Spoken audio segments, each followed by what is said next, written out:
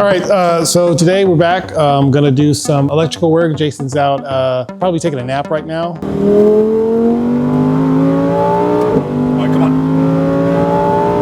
I'm here, I'm gonna do some more work on the electrical. I just kind of wanted to maybe share a couple of things about the electrical that I'm doing to kind of give a little bit more insight. Sometimes I think with different project cars, the YouTubeification of project cars can make it seem like electrical is just kind of a one and done kind of thing. But because we're doing a couple of different things on this car, I kind of want to invite you into like where we are and like what's going on. So I kind of made a little chart where I wrote some stuff down. So on a swap like this, where we're changing the complete powertrain and we're adding a lot of electronics, it's gonna kind of be broken down into several different things. Some stuff we're gonna keep, some stuff we're not gonna keep anymore. So right now on the powertrain side, the first thing we gotta do is we gotta put the powertrain in the vehicle and we've gotta connect the PCM, including the OBD2, because this car wouldn't have had that. That stuff all kind of came with our swap stuff, so we got that going. Then we need to connect our PCM. Then the final thing we'll do is confirm that we can upload HP tuners, pull the file off with the HP tuners and make a change to the VAT system to delete that because the car will be looking for that from the PCM and we don't have that now. And then that's kind of the final part of the need for the powertrain system. Beyond that, we have body system. I'm gonna probably save that for last because it already has the body system in it, like the windows, lights, the wires are already ran for that stuff's there. We're not gonna replace that. Make sure everything's working. So that part's gonna be pretty quick, so I'm not really concerned about that. Today, what I'd like to do is start working on the chassis side where I'm integrating KITT's dash signal feeds. So in order to share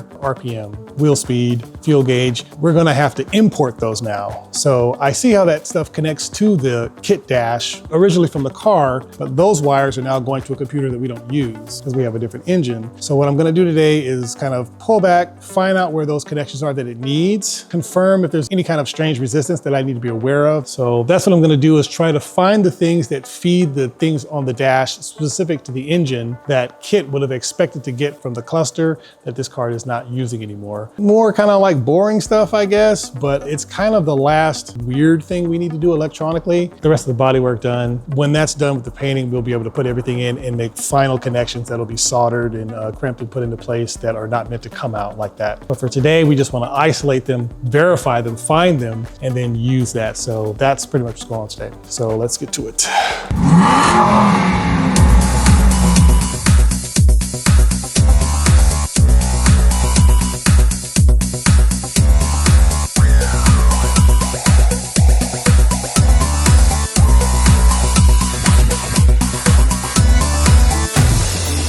All right, so I think what I'm gonna be able to do is, these are the plugs obviously that were printed that allow you to basically go to where the cluster was. You just simply need to connect these and they're labeled the specific wires on the dash, the KITT dash. And what that allows is for this to kind of act like what the cluster was. But because we're not receiving any signals from that area, what I'm gonna actually have to do is, port these signals all in from another source. So for instance here, engine temp, that's gonna come either off of the PCM for the LS, or it's gonna actually come straight from the engine temperature sensor circuit. What I'll do is I'll just have to splice something on there and make sure that it gets up here. And so I'm gonna go and find all of these circuits on the engine and possibly on the PCM, depending on where it's at. We've got brake light, left turn, high beams, right turn. So this is gonna be pretty much finding the signals on the vehicle and sharing them with this connector here, as opposed to this, which would have been awesome to use. But like I said, we've got a engine swap. We're using a completely different setup and nothing is actually going through that cluster, but we need that for this guy. So let me start with fuel. Actually, since I got it right here, fuel level, that's gonna be, I think it's running across the floor that way, because I know the power for the fuel pump is over there. The fuel pump is grounded underneath the vehicle. So the float is in the same area. I just have to confirm that wiring. And I know that that float wire is going to go to this part here that says fuel. So like, even though this shows it connected to this, it's gonna actually have to be snipped. We're gonna have to find that wire and use that for this here, which is not an issue. Like I said, it's just blending a few things. And so we've just got a couple of extra steps. Let's find fuel. We have confirming that the car had a cluster in it. I could actually grab the wire I think this is and test it very quickly to see it move, and that would confirm it. But the vehicle did not have a cluster, so I'm going to look for where I think I can find this here. Let's see, right here. So what do I mark here? Oh, look at that, I'm so smart. I have my fuel pump power, ground, and then I have my level signal purple. Look at that, and it's a purple wire. Look at that, it looks like I've already done some of that. Oh, I'm so smart. I think this is our guy. Do is just mark this a little bit further over here. What I think is going to be a better decision is I'm going to just try to locate all of the wires that I need to go to the connector and make sure that they're marked and ready. So I just want to mark this so I know what it is, but I'm not going to cut anything right now. I'm not going to do a whole lot of cutting of the body lines, but of the engine stuff, yeah. So fuel level, sender. All right. So we know who this guy is. So yeah, once again, this is kind of the, monotonous, boring part that's designed to get everything to show up in the kit cluster, because the kit cluster is now, the full dash. So we want to be able to see our oil pressure, vehicle speed, coolant, all of those things we now have to import into the dash because we're doing an engine swap. Anything that is not native to the car's body system, like the fuel level, maybe even the lights for certain things, all are going to have to come from this guy or an actual sensor on the new engine. So we got to find it here first before we can port it in either to the plug or directly to the connector. So a little monotonous, but got to do it. You want your cluster to work. So for sensors that are going to come off the engine, I already have like the wiring diagram that I had earlier. So with the engine temperature sensor, that sensor is going to have some kind of feedback in the form of a temperature coefficient, probably negative, which is really common. And as that temperature changes, that resistance will change, and the signal that comes back to the computer lets it know, hey, I'm about this temperature, I'm about that temperature. Pretty effective, been used for a really long time. If I look here, here's the engine temperature sensor. So we got a yellow and gray connector. It looks like gray is going to go up to a splice. Your sensor is on a splice, that's probably a power feed, so that's probably correct. So let's look at this yellow one, and yellow is going to be ECT signal, yellow 43. So the yellow wire on our engine coolant temperature sensor is what's sending the signal back to the computer. It is the feedback. The computer's going to use that signal to determine turning on the fans, fueling. So that wire, that sensor, it's going to be easy to find. It's going to be our guy right here on the LS. It's nice and easy to get to. We are looking for what's going to be our yellow wire. Look at that, we got a yellow wire right there. So like I said, in this situation, I know where this is at. It's right here, it's short, it's going to be right here. I'm probably just going to make a mental note of this, knowing that it's the yellow wire. If anything, I might just put a Y on here to remember what signal. We're going to route a wire, depending on how it sits, probably from the yellow wire that goes to the computer to the dash. I'll just splice into that. So whatever yellow wire that is, maybe that'll be the best thing to do right now, is to find out which one that is. It's probably going to be number 74C1 yellow. Early GM PCMs do a great job, a marvelous job of marking their connector colors and their numbers. This is like awesome. You will not find this on a European car. It's nice to see that they paid attention to that detail. All right, so we're looking for 71. What do we have here? I said 71, it's actually 74. It's this guy right here. So I'm gonna go ahead and just kind of zip around him and just make a note that that is my ECT signal in. So I will have to splice from that no matter what. That right there is gonna be our ECT. So if I can get a little wrapper around him, that will remind me we're gonna splice, maybe, sort of, kind of. Put ECT signal, 71, ECT signal. All right, so we got our coolant signal, we got our fuel level signal. Okay, we're gonna take a break from Steve and his big brain and everything he's doing on the wiring on KITT. So a little over a year ago, I shot a video on my Maserati, and we only shot half the video. I had gotten a clutch from Velocity AP for the Maserati. Now, I'm not bashing on Velocity AP. They've got good products. They do fantastic work. It was a miscommunication on the listing that they had, and there's 3 different clutches for the Maserati Quattraport, and their kit works for 2 of them, not the 3rd, which I had. So I got frustrated. I parked the car. I haven't wanted to spend any money on it. I miss my car, I want to drive it, but I just couldn't bring myself to spend any money on it. Well, then the green one fell in my lap, the green Maserati that I was going to give away. And then the clutch slave failed on that, and I was just pissed that I'm not going to do it. So recently, my new friend, John Ross from Watch JR Go, he acquired the Maserati from me, and we did a trade. Essentially, I gave him the car, and he bought me a clutch. This is the clutch from Scuderia for the Maserati. This is the proper one. It's going to be going in here here starting tomorrow after Steve is done doing an engine on a Subaru, because after all, this is a full production repair facility, so we can't just work on my stuff all the time. We gotta make time to get it in, but I'm really excited we got the clutch here. It was very, very expensive, but it's here, it's the right one. And it's not the end of the world for the Velocity AP clutch, because I did check and it will work on the green Maserati that John Ross has. So I'm gonna ship that clutch down to him after we get it out, and he'll be doing a video on that car here soon. Hopefully we'll collaborate on it.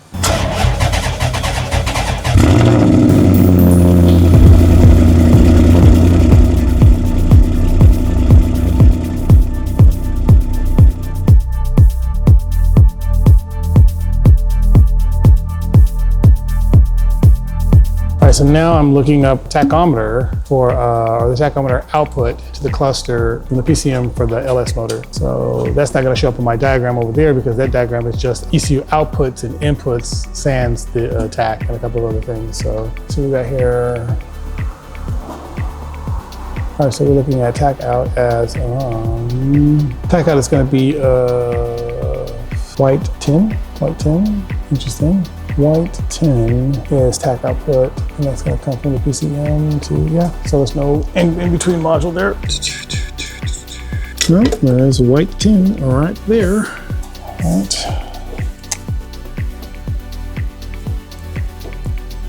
All right, tach. Now, let's see what's next. What else do we have here? Yep. Oil pressure and speedo. All right, so let's start with oil pressure. A lot of oil pressure is single wire, and it kind of closes the contact on itself, and it's grounded through the block. A lot of them, maybe not this one, so let's see first. Typically acts like a switch. Oil level switch, right side of pan, is going to be brown A, brown 40, let's confirm that. Brown 40 is oil level. Oil level is gonna be brown 70. That's gonna be our oil level signal that we want to send to the KITT cluster. What can brown do for you? Okay, there's brown 70.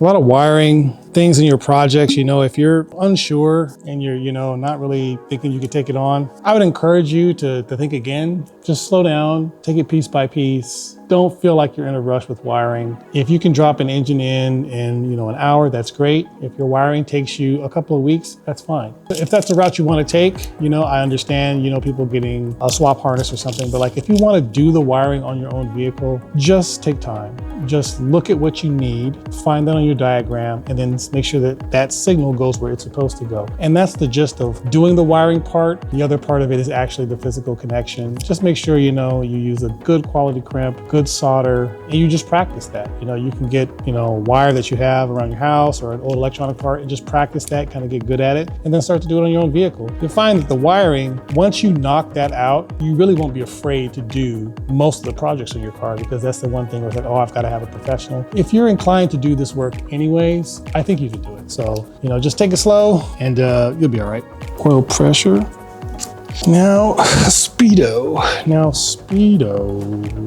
Is going to be C2 dark green with white. That signal would have been shared. I expect that signal to be shared on the vehicle that came out of with the radio and cruise control. Vehicles share speed sensitive data with your radio because some vehicles, not all, will actually increase the volume of the radio when your speed gets up and the road noise gets higher. Kind of an interesting little quirk. Not all vehicles do it. It's probably the output speed sensor from the transmission. The reason why I'm thinking about this is because you have to be careful, because some vehicles will actually take speed sensor signal from your wheel bearings or from your anything that measures on your axle. So we have to make sure that we have that sensor on the vehicle, because it's going to be looking for that, and what will happen is it will just generate a zero or driving. It won't say any increase because it won't see any increase. But I'm pretty sure that this vehicle gets its speed sensor output from the input from the transmission output shaft speed sensor. I know that sounds like a lot of input output stuff, but that's the signal into the car from the drive shaft that is going to take that signal and send it to the module, and then the module will then allow that information to be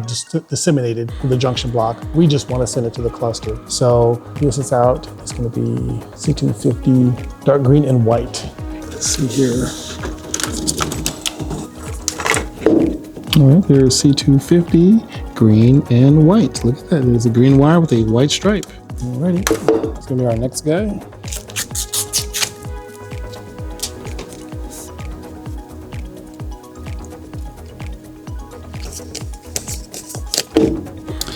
I'll just put speedo, VSS out. Okay, so now let's see what else we need. This will probably be the last one that we need coming from the PCM, and then everything else is going to be from the body. But it looks like the last one, specifically on this setup here, is going to be check engine light signal. Engine controls, I think I had depth light sensors. Malfunction indicator lamp, that's what we want. So we want whatever is going to trigger the lamp on. Malfunction indicator. Okay, so it's a grounding signal. So you have this on, every car that's been OBD2 since. When you turn your car on, you should see your check engine light. Either it's a little engine, the words check engine, service engine soon, something like that should show up on your dash. Then when you start the car, that should go off. The reason is that's a bulb test. Every car should have a bulb that lights up that has power present in run and start. But in order to trigger any circuit, you obviously have to have a power and a ground and an actual path that connects those, and something that actually consumes voltage. In this case, it's the bulb. So the bulb always has power, and what happens is the computer, and this is very common for computers, to send out ground signals, because ground signal switching is much safer. If you have a computer that has very delicate electronics, you don't want your computer trying to power your ignition coils or something with actual voltage. But on average, your PCM, engine control module, DME, is going to send a ground signal to turn things on, your injectors, other things. And that's what it's doing here. The computer will send a ground signal on this wire here, and that will flash the light. To test it, something in the computer, when a flag code is thrown, it will tell the computer, ground that signal, and that will cause your light to stay on. Obviously, there are systems in the background of that that determine when your check engine light comes on. I would like to keep the check engine light because you will still have issues that can happen, misfires, lean conditions. A warning system like that is good to let you know, hey, something's going on even before it becomes too serious. And that way you can kind of plug into the car where we have our OBD2 connector and scan it, see what's going on. So what I'm gonna do is find out where B2 brown white gets its home from. And as long as we are not going to, oh good, here we go. Mill control, look at that. Mill control on brown and white on C2. Okay, brown and white 46, C2. All right. Here is our mill indicator on light. I wanna make sure that we get him. So we've got him ready. All right, I think that this is the last wire, I think, so far from the connector that's going to come from the PCM to get to the cluster. Everything else is gonna be body harness based. So our mill light is brown and white. Alrighty. Okay, well, I think that kind of concludes what we need to do as far as the engine. But as far as I can think of, that's it. We've got oil pressure, fuel, Tach, speedo, coolant temp. I think that's it. I think everything else is going to be related to illuminating the cluster. Like this. All right, I think we did a pretty good job today. I wanted to find all of the things that would feed into the kit dash that we didn't have when we initially fired up the kit dash, because that's all going to be necessary to get the full experience. And with the engine swap, we're going to have to do a little bit more work. It's not that bad. So I think we did a pretty good job today getting those. Still got some more to get for the body harness, but today I think we did pretty good. So glad to have you here. Hope you are encouraged to do your own wiring if you can, and stay tuned for more updates, and please subscribe and keep watching, and we'll make more videos.